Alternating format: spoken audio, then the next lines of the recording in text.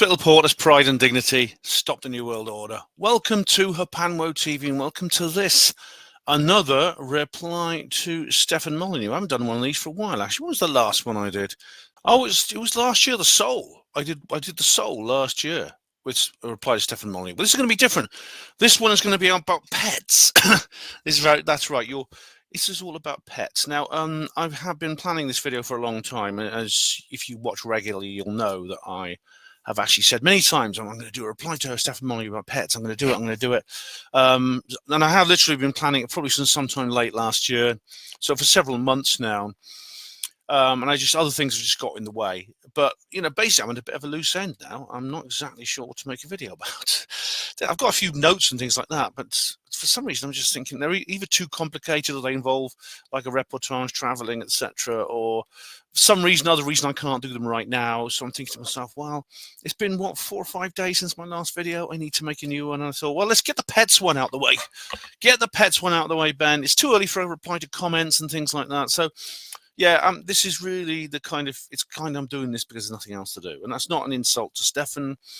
I'm not having a go at him by making spelling mistakes or anything like that. Oh, you think I'm exaggerating? You just wait. Yeah, it's these things, this sort of thing might insult him, but I don't think I'm insulting Stefan. So yeah, there's also a connection, I suppose, in this one to the dolphin one. I'm not going to put a link in the description box to that, but you can find it by searching. He did like a video about dolphins where he made a lot of mistakes, and so this was years ago. I did a reply to him too. Now, I suppose I've been a kind of Stefan Molyneux fan for a long time. Been listening to him probably about 10 years to his show. He's off YouTube now, so I don't watch him. I did donate to him for a while. I don't think I'd do that now, but I'm actually finding him hard to listen to. I'm still listening to him, but I'm finding it difficult. And I know that he'd probably say, well, why do you watch me then? Why do you watch me if you find it difficult? Why don't you just listen to someone else then? Well, call it like a weird fixation, a fetish, to use your terms. Call it that if you want. But I'm finding Molyneux more and more depressing. And I suppose some of the things he says are depressing and annoying. And he says some weird things sometimes. Like, for example, he says things which really are not just false, but they're just kind of, they're weird. They're creepy. They're a bit creepy and they're weird. And they tell me somebody who's really got the wrong end of the stick on a lot of things. As I said, sometimes he can wow me with his flights of insight, and less now than he used to, but he still has amazing insight sometimes. He's quit doing commentary on politics, so I can't. Most of my previous ones are all about politics. I used to reply to him on politics, and now he doesn't cover that anymore. Even despite the Trump getting back in, he won't talk about politics. He says it's like commenting on, pro wrestling. It's a sham. Of course, anybody who watches wrestling will know that it's kind of theatre rather than a sport. But it's still great fun. But Molyneux doesn't really want to comment on politics because he believes like it's just the same thing. It's all theatre. And indeed, there has been times when it has been. I don't think it is right now. But it's up to him. If he doesn't want to talk about politics, that's fine with me. But yeah, he's getting depressing and annoying to listen to. And he said things which really are bizarre. Like, for example, he once said, he talked about a mother and maternal bonding when the baby is born. And he said, that's not love. Mothers don't love their babies because babies can't express virtue and things like this. And he says a lot of other things about newborn babies, which he's going to say in a minute about pets. And I think that is not just wrong, that is emotionally malformed. And he's starting to sound more and more like Ayn Rand, this author who inspired him an awful lot. And he's also starting to sound very like one of these rather annoying pickup artist people. Now, Coach Red Pill. I don't want to be too hard on Coach Red Pill, not least because he's dead, but also because he was quite cool at times, and I quite liked him at times. But you get these people who like give you dating advice and stuff like this. Right, so usually older guys who will give dating advice to younger guys and things like that. I mean, I did one of those, didn't I? Do you remember my nice guys video and my nice guys reply to Stefan Molyneux video? I did 2 of those, I think. But some of them are simply being sadistic. I mean, some of these dating advice people are not actually giving dating advice. They are making videos explaining how lots of these young men they talk to don't have a hope in hell of ever getting a girlfriend. And rather than saying, look, I'm going to help you find a good woman and a good girlfriend, instead they're saying, I'm really cool and I'm really attractive and women love me and I have girlfriends coming out, piling themselves on top of me like sumo wrestlers, okay? But you won't because you're inferior to me. Right? That is the kind of theme which you get from some of these so-called dating advice. I suppose they're kind of pickup artists. That's a bit of a derogatory way of putting it, because PUAs are more like they're not really saying guys go out and get dates. They're saying guys go out and have lots of casual sex with as many women as possible, which is not the same as having a girlfriend. PUAs actually are a form of MGTOW, and I'm not a MGTOW, as you know from my MGTOW video. But he said something the other day. He was talking. This guy was writing to him, talking about he was feeling lonely and he wanted to have a partner and he didn't know how to find one. And Stefan responds in several ways to this. Sometimes he will give really good advice and saying things like, well, you should be thankful to all the bad guys who are picking up all the bad women. They're like off ramps on the flaming dumpster fires, and he uses all kinds of flowery metaphors, and he repeats them over. He repeats the same point over and over again with different metaphors, as I've said before. And he said you should be grateful. I mean, don't envy the bad guys who are picking up all the bad women, because they're doing you a favor, because then there's good women waiting for you at the top of the ramp. So the flaming dumpsters are going off they're all going off into the pits, but then they're saving them from hitting you. And that is uplifting, that's encouraging, that's positive, it's optimistic. But then he said to this guy, well, just imagine. Yeah, I can't actually find the actual audio. I can't remember which audio it was now, or what program it was. But this was quite recent. I think it was just a couple of weeks ago. He said, "You're at a party, and you meet it, and then suddenly the girl of your dreams walks in, and she looks at you, and you lock eyes, and she thinks, wow, he's hot. And then he sees you talking to one of your friends, and you laugh at an unfunny joke. And she rolls her eyes and looks away and thinks, no." Now that's not encouraging. That's depressing. That's saying to this guy that when you are dating and you're meeting someone, you're trying to make a first impression. One little slip up and that's it. It's all over. One little. You just being overly polite perhaps and laughing at someone's joke when you didn't find it funny, which I suppose is a mistake, but then you just do that, and suddenly this girl of your dreams is no longer interested. You see, and and he also makes a lot of the points that I make in my MGTOW video and my Nice Guys video about shit tests and things like this. And I mean, I just find that miserable. I find that miserable to listen to. And that's not an appeal for pity or for sympathy at all for me, because, I mean, if I myself am single, but obviously, that's kind of, even if it's only subconscious, that's kind of a choice I've made, because, I'm not repulsive. I could go out and get a date if I wanted, but I've made no effort. So, I mean, I'm not talking about my own position. I'm talking about it from a position of somebody else, possibly somebody younger and more vulnerable than I am, less robust. And I'm getting to the point with Molly that I'm not going to stop listening to him, but I sort of brace myself, especially when he brings up certain subjects to do with love and romance, and indeed these sorts of things. I mean, I really like his peaceful parenting and things like that, and he talks to parents about their children, and raising children, I think, is the most important issue in his life. It's the one he talks about the most. It's the theme of his novel, The Future. The central theme of his novel is the raising of children, parenthood. And I mean, he sees that really as the central problem of civilization. How a civilization is good or bad depending on whether we treat our children well or we treat them badly. That's to him, it's as simple as that. That is the whole issue which decides a high culture from barbarism. And he's right. He's absolutely right. You know, this humane and kind and loving treatment of children is absolutely essential.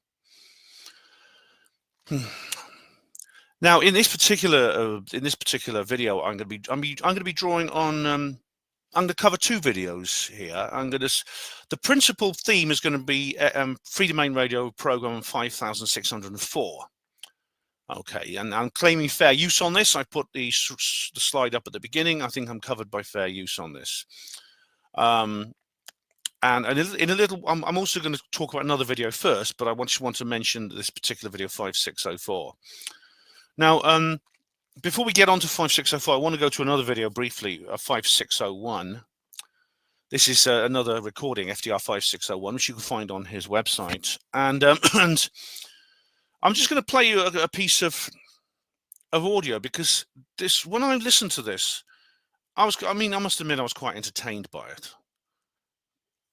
But after I finished it, I thought to myself, this is not a normal, healthy way to interact with your audience. Just have a listen.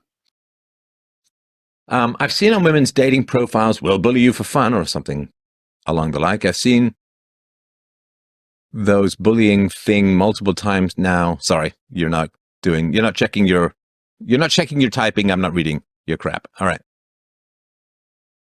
No, it wasn't just one typo, Lee. You said, I've seen on women's dating profiles, we'll bully you for fun or something along the like. Okay, along those lines, something like that. So that's one. That's something along the like is not proper English. I've seen thus bullying thing multiple times. So I don't know what thus. This thoughts, I don't know what is it thoughts missing a T, or this with a O substituted for an I? I've seen thus bullying thing multiple times now, probably, and I just gave up. So if you've got 3 errors in the first 2 lines, I'm not going to read the rest of it. So don't, I spelt one word wrong. No, that's not correct. And I didn't call you a shit. I said, I'm not reading that shit. Not the shit that you write, not calling you. So you're absolutely wrong. You're wrong on your evaluation of how wrong you were, and you're wrong that I didn't call you a shit. I just said I'm not reading that shit, because it is shit. If you're going to type in a public forum and not even remotely proofread what it is that you're going to type to me, that's rude. It wastes my time, it wastes other people's time, and it's negative. So it's shit what you wrote. Stefan, sometimes I think you are too patient. Well, I mean, Lee, and I'm glad you're here, Lee. I really am, and I'm happy to get your questions. But you've been here a whole bunch of times when I've talked about please proofread when you're typing in a live show. Proofread so I can understand what you're saying. Because if I can't figure out what you're saying, you're wasting time for me. You're wasting time for the audience, and then for the hundreds of thousands or millions of people who are going to listen in the future, right? I never said you called me shit. You said, I spelt one word wrong, don't appreciate it being called shit. Oh, yeah, sorry. No, you're right about that. I misspelled this, and I suppose I had some grammatical errors I didn't realize. It's fine, though. You suppose you had some grammatical errors you didn't realize, or you did? See, here's the thing, right? You want to have the confidence to own up when you make a mistake. So you're right about that. I missed a word, so that's my error. So you see, I'm not making excuses. Well, I read it fast, or you annoyed me. You said, I spelt one word wrong, don't appreciate it being called a shit. I read it, don't appreciate being called a shit. So that's my mistake, and I apologize for that. But I made a mistake, I apologize for it, and I'm not making excuses. So I misspelt this, but I don't know that, because it could be thoughts, right? And I suppose I had some grammatical errors I didn't realize, right? So I apologize for misreading what you wrote.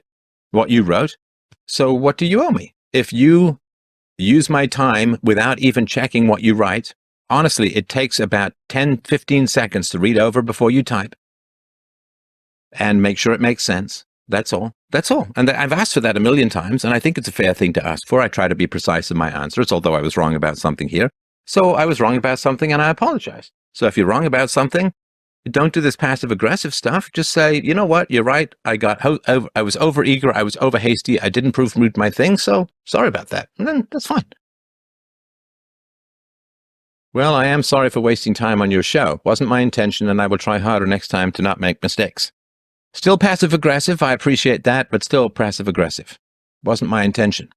So you're retreating to the feminine magical world of intention rather than the manly world of, I fucked up. Look, it happens. I fucked up reading your comment. It happens. So it wasn't my intention? Nope, I don't believe that. I mean, I'll be strict. I'll be strict with you, man, because I don't want you making excuses that are obvious to everyone else. It just makes you look weak and self-attacky. You made a mistake, not a terrible one, but an annoying one, and one that I've talked about repeatedly with you being here many times before. You made a mistake. I've asked you please proofread what you write to me so that when I read it, I know what you're talking about. And you didn't do that when you know I've asked for that repeatedly.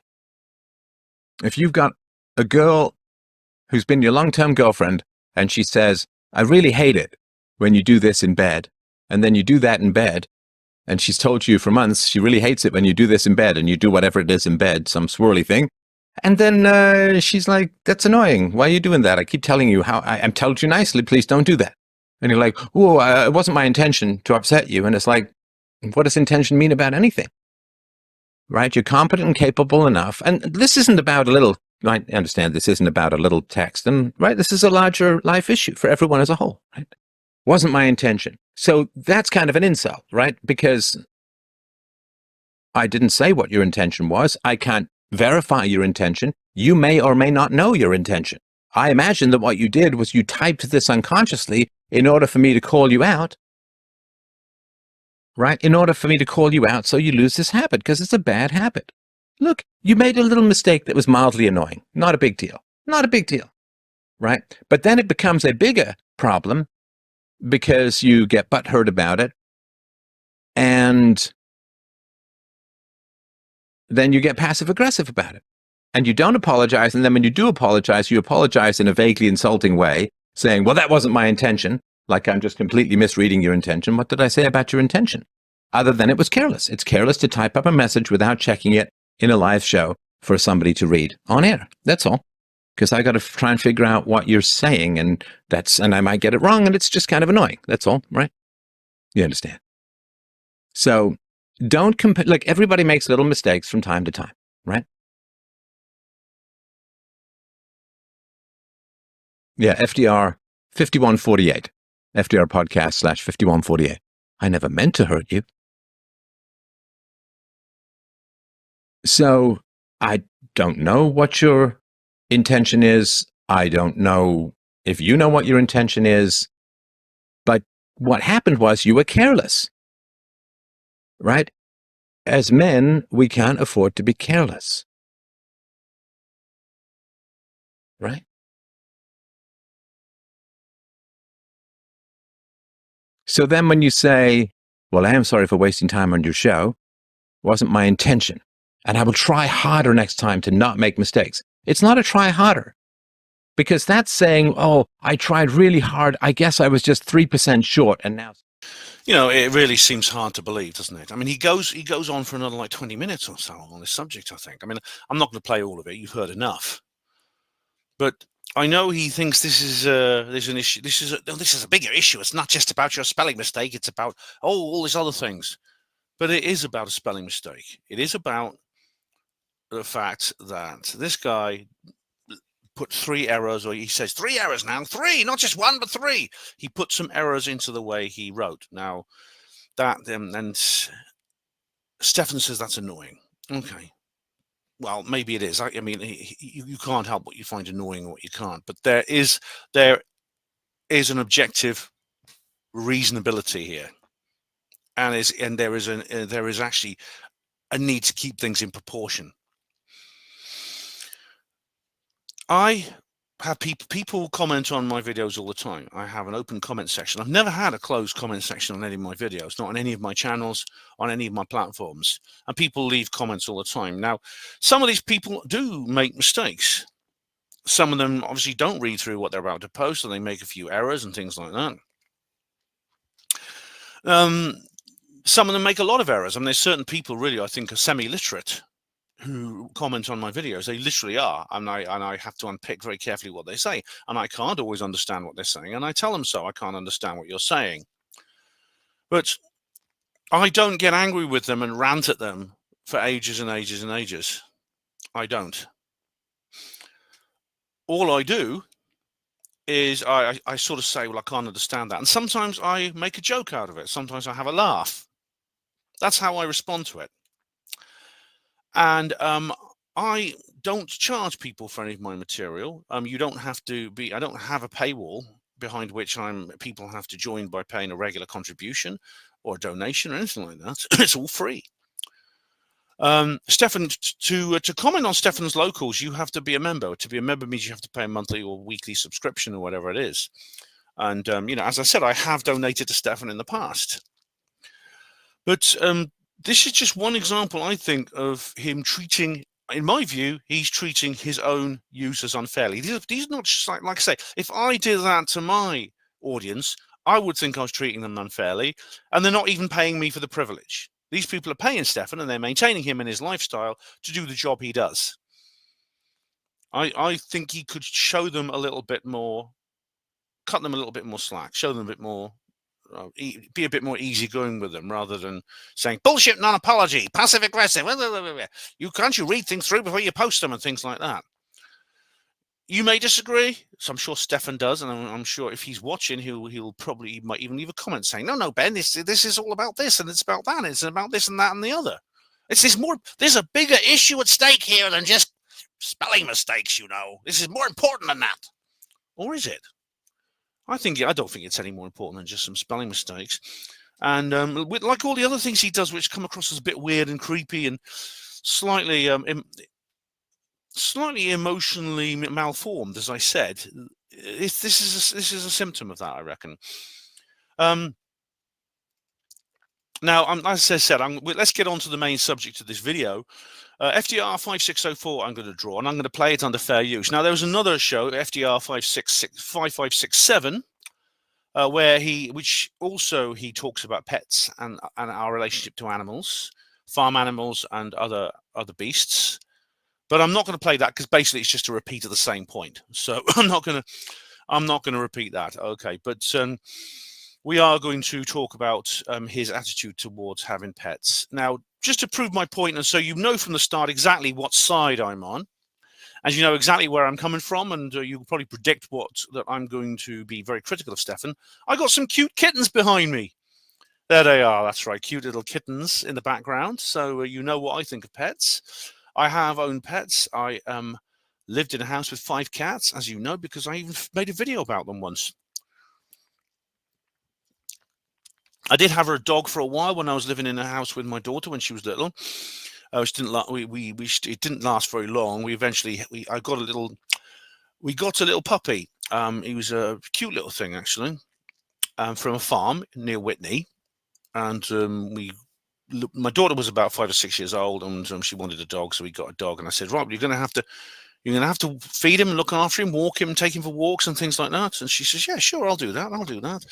And it was a border collie, this little puppy, and full of beans. And of course, they have a lot of energy borders, and they need a lot of walking. And so I said, you're going to have to come home. When you come home from school, you and your mum are going to have to take him out for a long walk. And she said, yeah, I'll do that. I want to have a dog. She was so desperate to have a dog. Within 2 weeks, she got fed up with him, and I just called the farm and I said, look, can we give him back to you? And they said, yeah, sure, we'll take him back. We'll maybe train him as a sheepdog. So the dog went back to the farm. And which is a shame, and because it was quite, when I bought the puppy, it was £140 because he's like a breed. But she was so desperate. My daughter was so desperate to have a dog, but we tried to look after him. It ended up with me kind of being. They said to me, "Well, Ben, you've got to do it. Dad, can you take him for a walk today?" Things like that. I said, "I can't take him for a walk today because I'm on late shift. I've got to go to work." And so the dog wasn't getting enough exercise, and so luckily the farm took him back. Otherwise, we'd have had to make more arrangements to find him another home, which would have been more difficult. There you go. So, but I do know, and I know dogs. I take dogs for walks as part of my my duty, part of my job, and I do it for fun as well. Other people's dogs. I take other people's dogs for walks for fun because I love dogs. And I know, and I know that what Stefan is about to say is completely and totally bullshit. I mean, you're going to hear him say these things, but it's complete and total crap. He's going to talk. Just to give you a few spoilers before the end of this video, he's going to talk bollocks, basically. It's not. I don't think this is going to be very long, actually, because it's quite a short segment on this particular video. I mean, I had to choose between 567 and 5604. I decided on 5604 because it was kind of a direct reply to somebody. But we're going to begin with the marker now. I have chosen a marker noise, like I always do for my Molyneux videos and my Molyneux reply videos. And this is the one I've chosen, an appropriate one. It's probably one you probably guess, but let's hear it for the dogs. I say, here we go. It's unoriginal, but works. There we go. It's barking dogs. There we go. Okay, so shall we begin, ladies and gentlemen? Let us begin with this. Where is it? This particular video, right? Just going to open up the player, and here we go. Hey, Steph.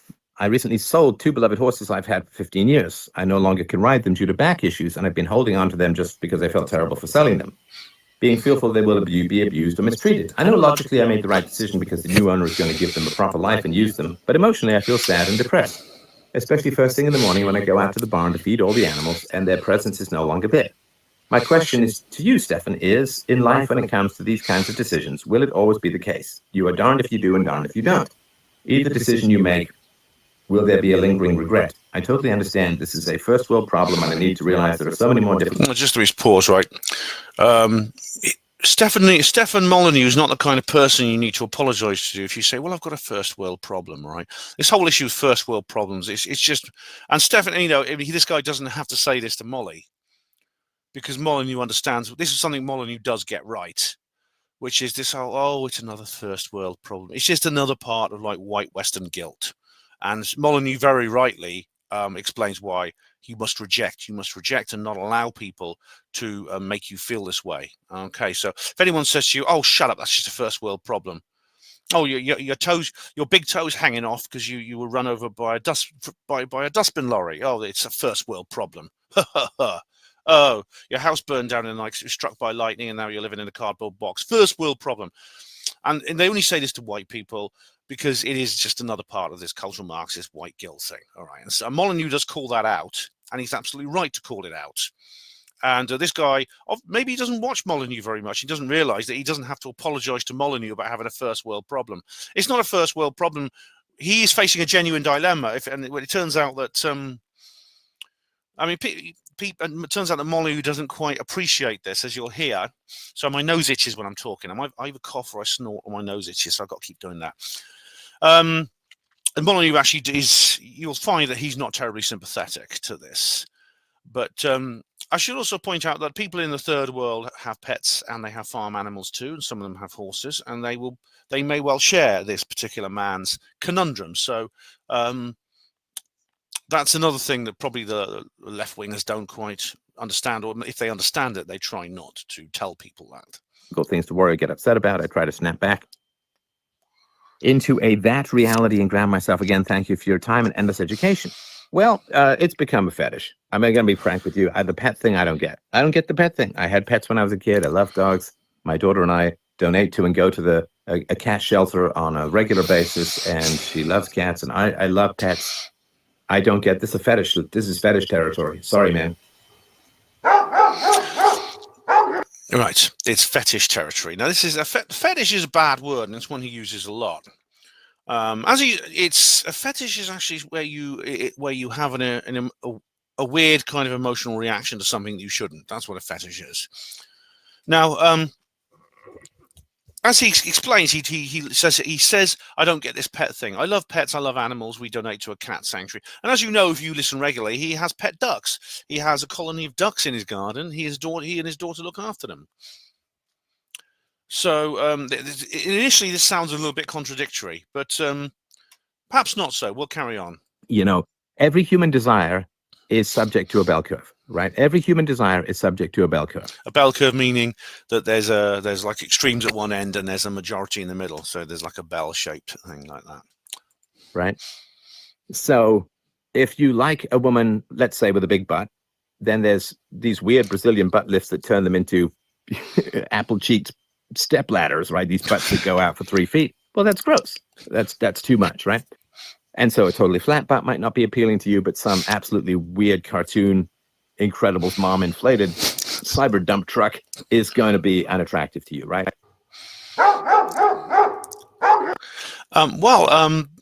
The way you talk about it, Stefan, I don't think it is unattractive to you. I don't think it is. If you're a boob guy, maybe you like larger boobs, but then there's, the boobs the size of that weird guy with the prosthetic breasts. And stop it, Stefan, please. If you keep on, I really was surprised that he doesn't mention Dr. Stephen Greer in this particular matter. I mean, he really is starting to sound a little bit fetishistic himself, I must say. That's too much, right? So every human desire is subject to a bell curve. So if you look at sort of the history of animal husbandry, right, of domesticating animals was essential to the survival of particularly those of us who grew up in ancestors with cold climates, right? In particular, the East Asians in Siberia and those in the north of Europe and so on. So he's actually, what he's doing now is essentially the Jolly Heretic thing, the Edward Dutton. He's he's talking about evolutionary psychology. And now, I believe that even evolutionary psychology is a thing. And it's funny enough, it was in my last one about the soul where I brought this up, I think, and the afterlife, various afterlife videos I've made, because I have made the point that there is an evolutionary psychological basis to belief in the afterlife. Unlike the skeptics, who believe that it's evolved, the belief in afterlife is an evolved psychology because we have an awareness of death and we know we're going to die, and so this is a way of avoiding death, of avoiding having to deal with it, essentially. I believe that the evolved psychology is basically the opposite way around entirely. As you know from my MBA argument, I turn the whole thing on my head and I say, well, no, because but disbelief in the afterlife gives a person status over others, and we are a social species, so it's natural for us to seek status over other people. That's not a criticism, it's completely natural. Therefore, in an evolutionary psychological way, if we have an awareness of an afterlife, then it is wishful thinking to say that it doesn't exist, because then we can say, well, I'm so brave, man, I don't need this comfort blanket to get out of my bed every day. Or I'm going off on a bit of a tangent here, but I'm just saying evolutionary psychology is a real thing. Yeah, and I accept that.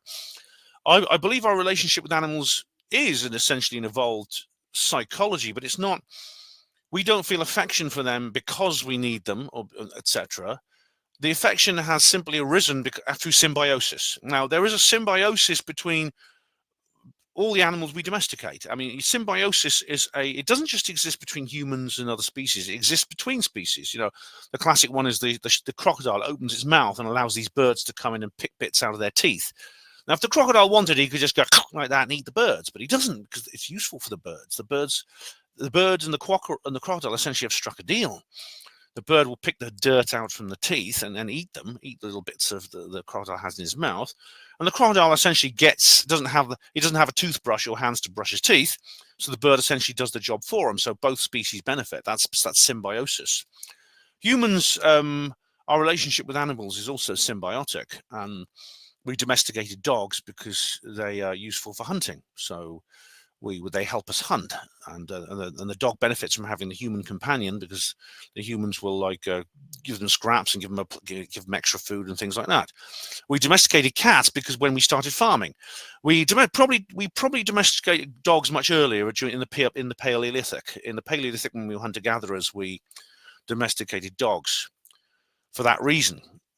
In the Neolithic, when we started farming, we domesticated cats because we had to start storing food, which means we had to gather in the grain and put it into buildings. We had to build barns and silos for grain and other arable produce.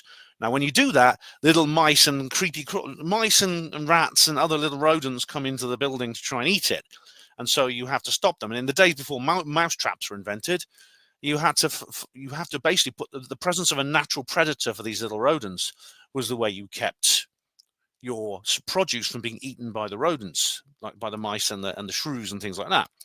Cats, in other words. The cats would kill the mice, the rats. So the cats had a place to live. They had a regular food supply, a place they could sit in front of fires and keep warm and things like that. And so in return, they would keep our farm storage safe through the winter, so we could store things for the winter. And the cats would keep them safe from the little twitchy nose, bright-eyed beasties. The cats would then have a regular food supply, and so would we. There's similar stories for other animals. Horses, of course, the subject of this particular video is the horses, and we ride them, you see. So there is an evolutionary psychology element to that. However, I think what we're talking about in our relationship with our animals is, it's not because of that we love them. The love comes in the same way it does between people. It comes from a relationship, which is not about comparing shared values and virtues and things like that. It's not. It's about it's a connection of hearts and minds, basically, which is not the same thing. Anyway, that's more that whole virtue things. But love is comparing virtues. It's shared ideals, all right. That's a completely different subject that Stefan brings up, and I don't have time to go into it now. But it's a part of his little oeuvre.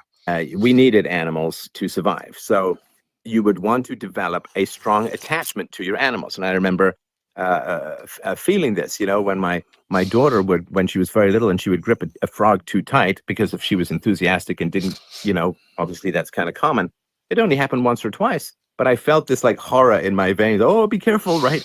And because it's a frog. It's not like it's going to change the ecosystem if the frog gets squeezed too much. But there's a sort of existential horror of hurting the pets, so to speak, of hurting the animals. So an attachment to your animals as a means of survival is essential to animal husbandry. You have to have a strong attachment to your animals. You have to really care about your animals. Well, as always, I've jumped the gun a little bit there because basically I just replied to the point that Stefan has made, because I have already watched this video, so I'm slightly ahead of myself there. I edited that little segment slightly because Stefan repeats himself a couple of times, so I cut a few minutes out of that. Now, I should point out that whenever I edit Stefan's videos or recordings, I don't do it with an attempt to misrepresent him. I don't selectively edit it to misrepresent his opinions and his views. The editing is simply for brevity or for relevance. So I do promise, hand on my heart, I will not misrepresent Stefan. By the way, my T-shirt here is "Don't mention the reptilians." You see, yeah. So that's a symbiosis, isn't it? Is it us and the reptoids? Yes. Oh, anyway, where are we? Let's carry on. I should point out first of all, right? Let's see, right. Yeah, it's the next part. I don't want to jump the gun again. You want to know where you sit on the bell curve, right? So you obviously don't want to be indifferent to your pets, because then you wouldn't have pets, and you'd be kind of out of the whole human evolution thing of being attached to your pets or your livestock or your creatures, right? These were more than just livestock for you. They were pets. Right. In this case, we're talking about horses. Now, I argue horses are not really farm animals because horses, we don't get milk. They don't give milk. I know some cultures in France, for example, some cultures do eat horse meat. It's called chevaline. But generally, I think in most countries we don't eat horses. Also, horses are more like pets. They have use. I mean, of course, in the pre-mechanized days, they were very important on farms because they used to pull plows and were used for transportation. They used to pull carts full of produce and other things. These days, of course, we have tractors to do that. But I would say horses these days, I think, are more like pets, and they're lovely animals. Horses are beautiful animals, and they are. I think they have a consciousness and they have a soul. I know Stefan doesn't like that kind of language. Well, tough shit. This is not your video, Stefan. But I think they are beautiful. They tend to be very nice. They have a beautiful nature to them, which I think in many ways is superior to the human nature. Let's carry on. And so you want to be attached to your pets, and you also don't want to be over attached to your pets, because then that can be kind of a fetish and it can be a substitute for other relationships, right? So we all know this is cliche, right? A woman who's indifferent who has cats and is indifferent to them is not healthy, right? That's not good. Why we have cats and then be indifferent to them. But a woman who's way too attached to her cats is substituting cats for something else, right? So your pets should serve your flourishing and your survival and the survival of your genes and your family and your reproduction and so on, right? So he's saying that what he's basically saying is that this is his biggest mistake. He's saying that the purpose of our companion animals, our pets, is simply practical. It's practical. It's not like it's different from the relationship between two people. Although Stefan actually believes that's quite practical as well. Now, this is where he makes his biggest mistake. He says, now we all know that the cliche of the cat lady or the man with a big dog. All right, these are kind of like social stereotypes. These are people essentially who they have these pets in their lives as a substitute for a human relationship. All right, that might be true in some individuals, but it's not universal, and we know that because, I mean, it's a very the proof of the pudding is in the eating. I've had, for example, a girlfriend who had 2 cats, and this was a long time ago. When she hadn't actually dated a man for a number of years when she met me, but when we did sort of go on, when we did kind of like start dating, we only dated for a couple of months, but she didn't throw her cats out. She'd found a boyfriend, but she didn't abandon her cats and say, right, I don't need these cats anymore because I've got a man in my life. There's many other examples of that, including a woman who's been single for a long time. She finds a longer term relationship than the one I had. But even in that situation, I bet you this man's new girlfriend, even when they're going steady after a number of years, she still has those cats. She hasn't thrown the cats out. And she still has the same relationship with the cats she had before. I bet you she still continues having that relationship with the cats. Now, I'm going to say something a little bit cynical about cats in a little while, which I know some people won't like, but it's not, from the human perspective, it's not as simple as what Molyneux says. So everyone knows that a guy with a dog is more attractive to a lot of women than a guy without a dog because he's shown he can care and protect and provide and take care of and is willing to sacrifice himself, get up early, go for walks. So a guy with a dog is attractive. I get that, and I have no issue or problem with that. Guys with reptiles and snakes are just, to me, radiating sociopathy, but that's just a subjective opinion. It's kind of weird to me. Guys who have pet snakes and other reptiles as pets, he thinks that's sociopathy to me. I mean, he does say, well, that's how it seems to me. Well, how things seems to him is something that only he can comment on. However, it's a bit of a nonsensical thing to do. I mean, I've known many people who are very enthusiastic about reptiles, and they're wonderful people. Now, there's a guy I knew, this young chap at the hospital where I was, when he was a civilian, he was an ODP. Unlike most, that's operating department practitioner, which is it's like a theatre nurse who gets paid less than a nurse, basically. Unlike most ODPs, this guy wasn't an ex-hospital porter, which was nice. And as a result, I got on quite well with him. The ODPs who were ex-hospital porters, my God, some of them were right bitchy bastards, but I'm not going to go into that's a separate subject. But he was a really nice guy. He was a really, really likable person. And he loved exotic pets. He had spiders, he had lizards, he had all kinds of fish. And he was particularly fond of his lizards and his snakes. He had like a huge number of sort of like vivariums in his home. I remember, sadly, this guy was not in the best of health, and despite the fact he was quite young, he got very sick and he eventually died. And I remember we got together and paid for him to have like a day out at a racetrack driving a sports car. I remember as a kind of like as a present. I don't want to go into that now, but I mean, he was a guy who was an enthusiast for reptilians. That is not this type. The physical reptilians. I was going to say real. These are real too, but the physical reptilians, the species we know of. And he was a very, very likable person, a gentle, friendly, warm person. And what about other people? What about Richard Freeman? Richard Freeman. I mean, he's a lovely chap, Richard Freeman. I mean, he's been on the video. He's been on the channel. I've got to know him personally. He's a really, really very a very likable person.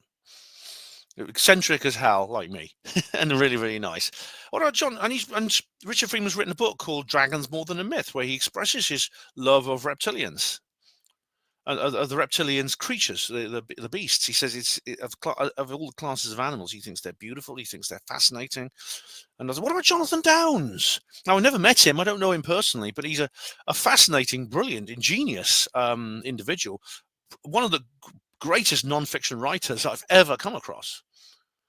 I remember I first read his book Monster of the Mere back, oh God, over 20 years ago, and I was hooked. I've read everything he's written since. He's literally probably my favorite non-fiction author. And I mean, I don't know him personally, but he loves animals of all kinds, and including snakes and reptilians. Brilliant chap. Certainly not a sociopath, far from it. Yeah. So carrying on. But, or, guys with little poodle purses, purse poodles is not great. So a guy with a reasonably robust dog is attractive to women. That's good.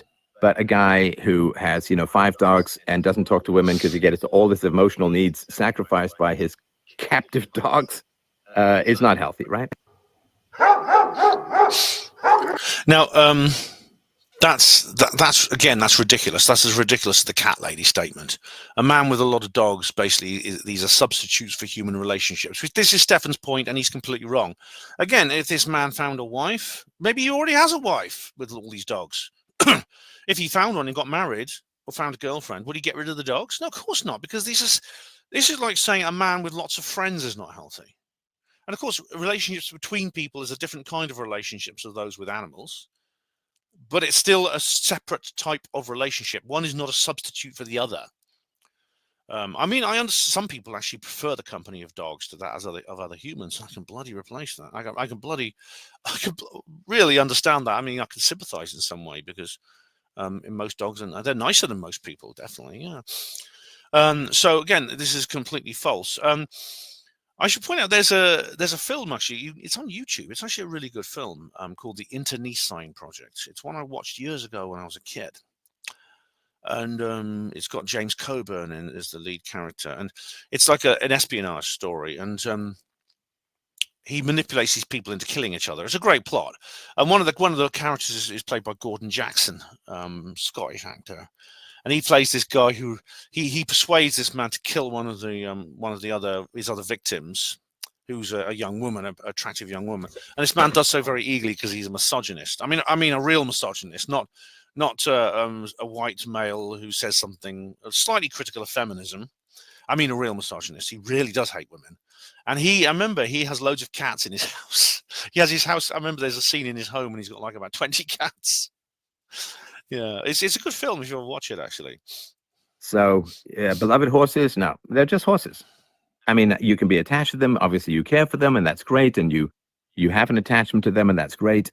They're just horses. They don't love you. They don't have much of a brain. They just attach and say, oh, but they're so affectionate. It's like, yeah, but not to your virtues, other than being nice to them, right? Hitler was nice to his dogs. Doesn't make him a good guy, right? So... Oh yeah, Hitler loved dogs. I mean, it's always a thing, isn't it? He was always kind to children, always kind to dogs. You have to. It's bloody Murphy, not Murphy's Law. More I forgot what law. I forgot the name of the law. You've got to mention the Nazis at some point. No, it always comes back to Hitler and his dogs. And this comes to things that they don't feel horses and dogs and things like that, they don't love you because I think this ties in partly with Stefan's general emotionally weird mental landscape. It's back to this, well, mothers don't love their babies. It's a chemical emotional bond and things like that. It's nonsense. Of course I loved my daughter even before she was born. I loved her. When she was an embryo, I loved her. And love is not just we look at this value and we look at that value and we sort of tot them up and things like that, and then we see if we share this thing and that thing, and then maybe if they crossed a certain threshold, and that's love. It's an involuntary response to that kind of virtue. That's weird. I mean, he said something very strange the other day. Actually, he said something a bit concerning to me. He said that he knows. He says, "Well, there are women in this world more attractive than my wife, and my wife knows that there are men more attractive than me. But we've settled, we've decided, we've come to the understanding and made the kind of business deal which he seems to think relationships are." I mean, maybe what goes on between him and his wife is their business, but I know that when I had a partner, and like I said, I have had a long-term partner in my life, just one, but I was with her for 8 years. There was no one in the world I thought was more attractive than her. No one. And I never even considered actually being unfaithful to her. I met other women. Some of them were flirty. I never even considered cheating on her, and I never did, and I don't think I ever would. How she thought about me, I used to believe she thought the same thing about me, and obviously maybe I was wrong. Obviously, it turns out I was wrong, but I'm not going to tell that story again. Also, I believe that certain animals do feel genuine emotions. I mean, they feel actually the same emotions we do. Dogs really do love you, or horses do love you. They feel it is genuine affection that they feel, and of course, it is because you're pleasant to them. If you started treating your dog or horse in a cruel manner, their attitude towards you would change as well. They would become hostile to you as well. But that is a kind of response. That is exactly the kind of response that Molly's talking about. Now, cats. Now, cats do feel emotion. They feel fear and things like that, and they feel anger. Now, some of you won't like this. Rhiannon, you're not going to like what I'm about to say. And, you might be right and I might be wrong. Okay. And if I am, I'm sorry. There have been experiments done with this. I mean, they put a cat in a room. They put a child in the room with their mother and another woman. And then the mother, when the child's back is turned, the mother gets up and walks out. When the child realizes the mother's not there, they become very, very distressed, and they start looking around. Where's mum? Where's mum? Where's mummy gone? And then the mother comes back in. The child is visibly relieved and wants to be picked up and cuddled. There's visible relief. And then now they tried the same experiment with the cat, with the owner and then another person. And the cat was not. The cat was pretty much indifferent to who was there. As long as there was someone there to stroke them and feed them and things like that, the cat was pretty indifferent and not terribly, it didn't seem to be terribly attached to the person who was doing it, just as long as someone was. And you hear these stories about how they always say you shouldn't feed a cat if it's not your own, because the cat will then try and move in. And there's even there's even stories of neighbors, accusing the other of stealing the cat. Well, they don't literally steal the cat. They just give them more food or better food. And the cat decides, well, the cat decides they've got a better offer with this house, and they try to hang around there. Now, that's an experiment. That's an experiment that was done. Of course, it's a scientific test that could be wrong and it could be redone. So, Rhiannon, don't get too angry, because it could turn out that another experiment will be done and it'll show differently. Now, they tried the same experiment with the dog, and the dog behaved exactly like the child. It's interesting, isn't it? So, let's carry on. Mr. Molyneux mixes so quick, 2 tracks melt into one. That's right, we're having big fun. So kick back, relax while we do it to you in your eardrum. Let me say universally preferable behavior. Let me say virtue. Let me say sexual market value. It's all right. Carry on, Ben. When you think that the horses love you, then you've gone into fetish territory. When you think that your pets love you, they don't. Yes, they do. I mean, it's childish. Like, every kid wants animals to trust. Oh, trust me, I'm going to be nice to you. And feed the squirrel. You want the squirrel to love you and all of that, because you want the squirrels to see your good intention and so on. But of course, squirrels know that creatures will fake good intentions to capture them. So, well, squirrels are wild animals. They're not pets. I mean, apart from Peanut, of course. Peanut the squirrel. Oh, Peanut the squirrel. Yeah. You can. I mean, obviously, this guy what he did was against the law. He's not allowed to domesticate wild animals. So, the NYSERDA, was it New York State Environmental Regulation Agency, took the squirrel away and killed it. That's how much they care about animals. But anyway. The point is that squirrels are not naturally domestic animals. Dogs, cats, horses they've naturally evolved with us into symbiosis. Squirrels haven't. So obviously they're gonna have a different squirrels are going to be different from dogs. Yeah. you want the animals to like you, but you understand it's just imprinting. So, when my daughter has her ducklings and we go places and they follow after us, it's the cutest thing in the world. But but it's imprinting. And I say to her, this is wonderfully cute, but you understand they don't care about us. They just want larger creatures around, so they're protected from predators. It's not like they've evaluated our character and have found us to be loving, wonderful, virtuous, courageous people. We're just bigger people who feed them, right? Okay, ducks are not dogs, okay? I mean, what he's saying about ducks and ducklings might be true. We know that birds and reptiles do have imprinting. Now, what that means is that the first thing they see when they come out of the egg, they will tend to believe is their mother, and they have a natural instinct to believe that is their mother, and they'll follow them around, and they'll follow that person around. All right, that's imprinting. That's not the same thing as love, though. That's not the same thing as love. If you're cruel to that creature, they will stay. The imprinting will break down, and they'll leave you. So once the imprinting is established, you have to be kind to them. Otherwise, and so you have to essentially something else replaces it. So imprinting and love are two different things. I don't know why. So I don't know why he understands that. Presumably, if he didn't feed the ducks or he kicked them whenever they came near him, eventually that they wouldn't keep following him around. So that's the difference. And so an animal cannot love you. An animal can be attached to you if you treat it well. That's just how they're biologically programmed. It's not virtue. It's not love. Your horses, your beloved horses, like, that's weird. I'm sorry, that's just weird. And you're using the horses as a substitute. No. You can't love horses because horses can't be virtuous. They can't be courageous in the face of moral challenges. They can't be assertive when bad people are saying bad things. They can't be, like, they're attached, they're bonded. I get all of that. They're herd animals, so they attach to people and so on. Okay, well, they can't be assertive when people are saying bad things. That's because they can't speak. They can't talk. But they will defend you. They will, many times, some animals, not all species, but some animals will do things that's not in their evolutionary interests to protect a human being. For example, a horse will, if you are attacked by someone, the dog or a horse will defend you. Right? That's not in their evolutionary interest. Their evolutionary interest is to gallop off into the sunset and find someone else to look after them and say, well, that person's dead now. I don't need him anymore. I mean, I've known people who have horses, and country people especially, and it's this. They'll tell you straight away how wrong you are, Stefan. And the dogs don't even care about you. They just, you've seen all of these. I saw this video once of this woman trying to work out, and the dog kept trying to hump her. Right? I mean, you've seen Stefan. Why do you watch videos like that? You've watched that. I bet you've watched videos like that more than once, haven't you?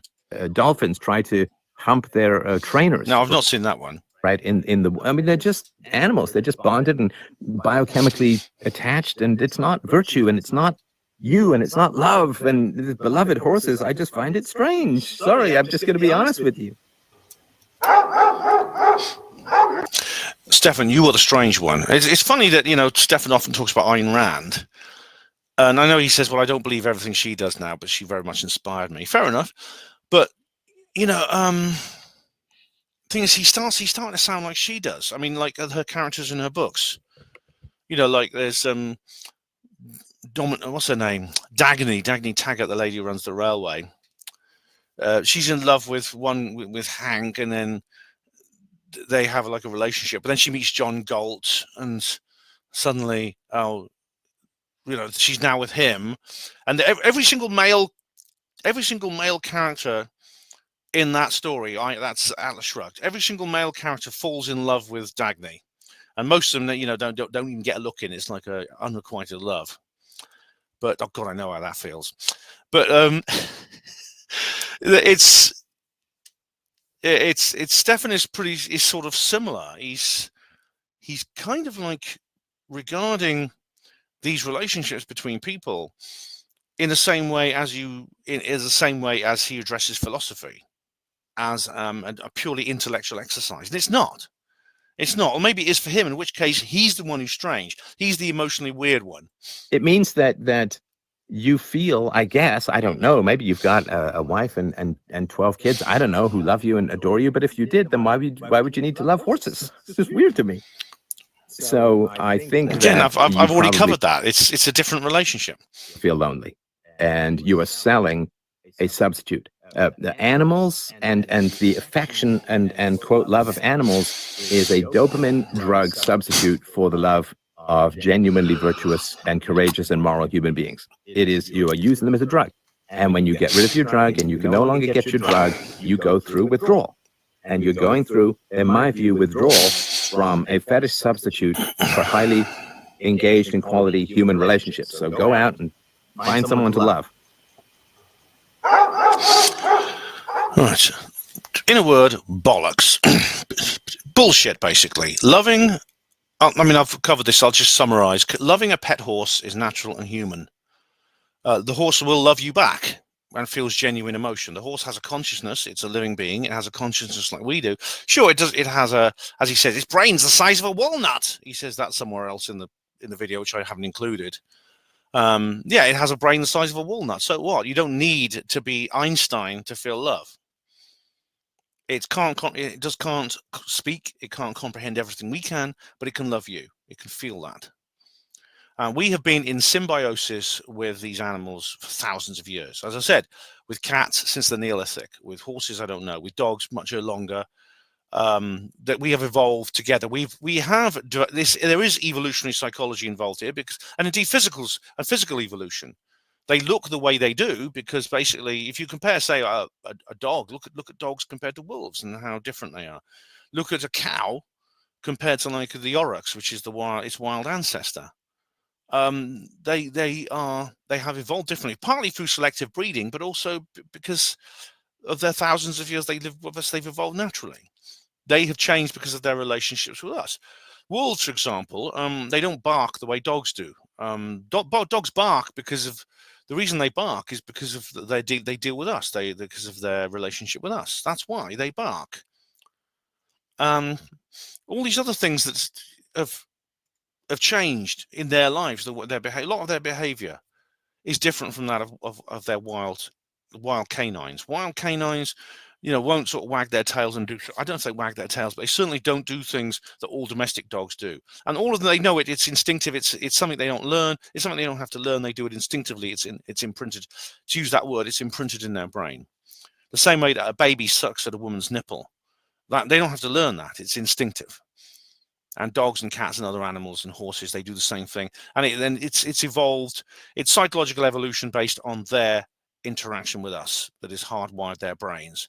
And indeed, I think what symbiosis always goes both ways. So I think that we humans have also evolved to feel affection for these beasts. Not all, we don't do it for all animals, but we do it for these beasts. I don't believe my friend at the hospital actually loved these snakes and lizards in the same way that he would a dog or a cat. He was fond of them.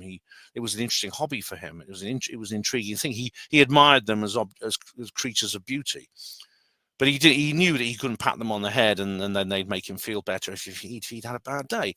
They wouldn't sense that he was upset and come over and try and comfort him if he was sick, if he was ill or he was upset. But dogs do that.